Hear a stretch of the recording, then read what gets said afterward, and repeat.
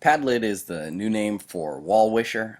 This is kind of almost like an interactive cork board or a message board that you might see on a college campus where people can post different information and stuff like that. And this is such a simple tool to use in a classroom. You don't need an account if you want to create a Padlet, a new wall. All you got to do is go right down here to the link, create something. It's free. You click this and you will find that even without an account, you have created a wall. The way these walls work is that, like it says, to start posting, you just double click and it will give you a chance to put a title and whatever information you want to add. And then you can move your note around wherever you like, and anyone else who has access to your wall can do the same. On the right, they have all of the different features that they have. Okay, so it can take you back to the home page. You can create a new wall. If you do want to log in, that gives you the opportunity to continue editing a wall beyond the first 24 hours. Without a login, you can only edit for 24 hours. But a login is free. You can share or export your wall once it's done, so you can share a picture of it when it's finished on all of these different social media sites.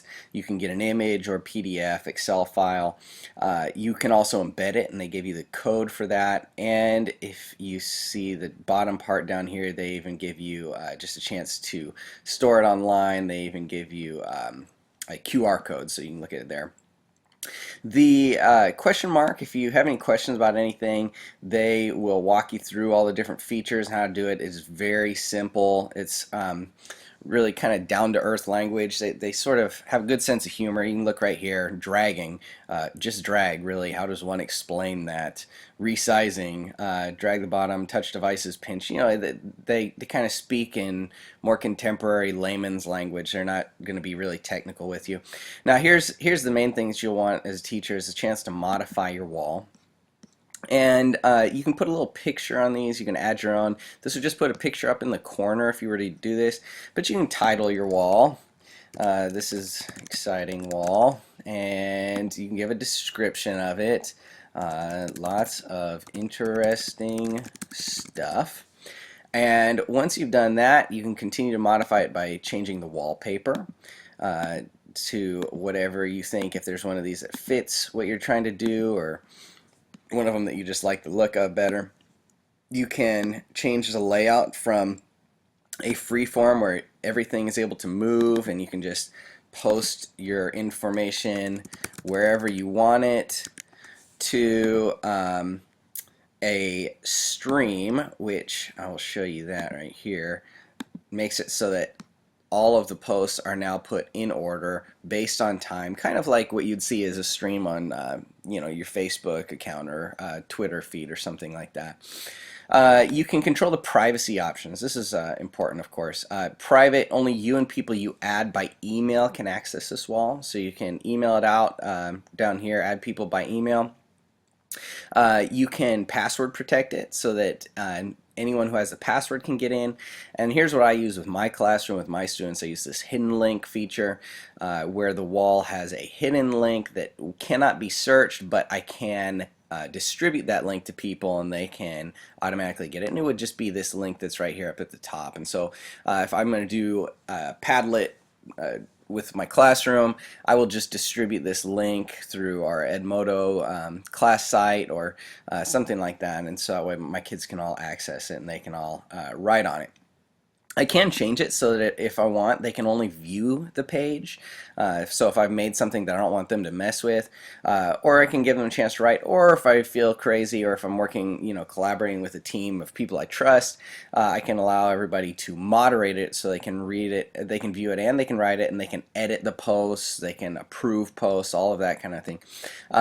Speaking of that, oh, okay, we also have totally public. Speaking of that, you do have the moderate posts option down here. When you are working with younger students, like I work with 7th graders, you never really know what a 7th grader is going to put on there. You try to lay out good guidelines, but what I will do a lot of times in my classroom is I will ask a question. Instead of having students raise their hands so that they can give individual answers, where maybe I have 30 kids in my class and I ask a question. If I ask my kids to respond by raising their hands, I might only find out if one kid understands the information. But I might ask them a question and I might have them post an answer here on Padlet.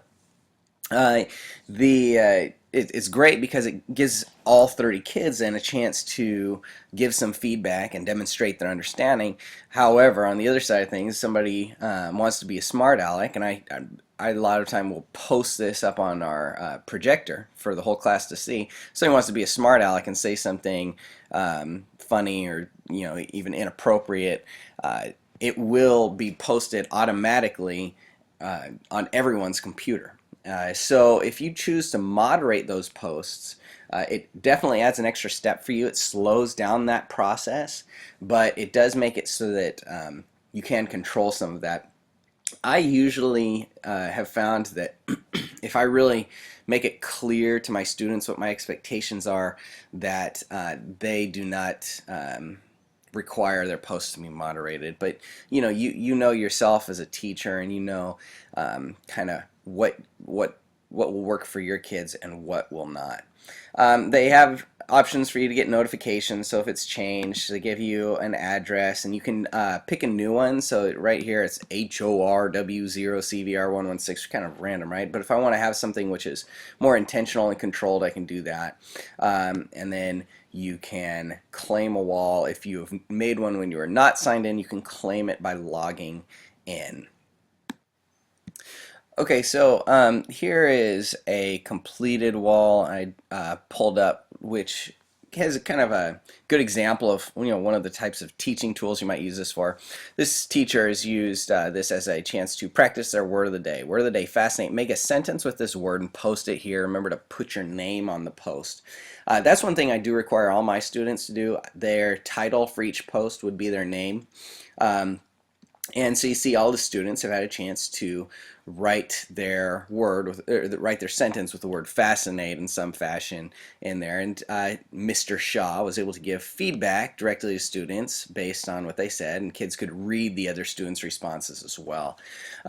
So I hope that you guys see the Padlet's really simple, pretty easy tool to use. I highly recommend it for a way to get quick feedback to and from students.